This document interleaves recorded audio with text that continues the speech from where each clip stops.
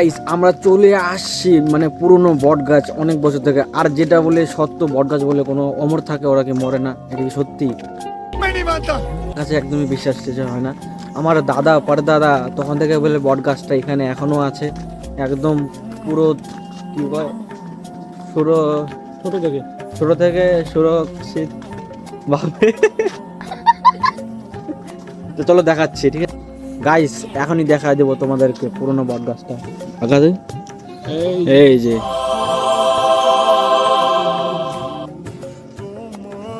এটা আমাদের পরদাদা থেকে, মানে আমাদের পরদাদারও আগে কখন আমরা জানি না, পুরনো তুমি গাছের চামড়াগুলো দেখতে পাবো একদম খলছে পড়ে যাচ্ছে, ঠিক আছে।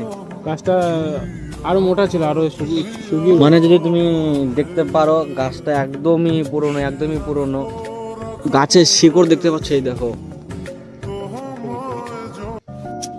তো গাইস ও খাচ্ছে, আমি তোমাদেরকে বলে দিচ্ছি, আমরা গেছি দোকানে যে মটর কিনতে, ইয়ামি ইয়ামি 1 টাকা দামে ছোটবেলা খাইতাম, এখনো খাচ্ছি, ভালো লাগে। 5 টাকায় ছিল, কিছু করার নাই, গরিব ভাই আমরা। টাকা 5 জন আছি, ওর 5 টাকা ছিল তাই। ওটা পরে ভাগ করে খাবো। আমি কি এটা পৌঁছে দেখছিলাম, জোর ভাবছিলাম, ভুলে গেলাম। এটুকু গাইস।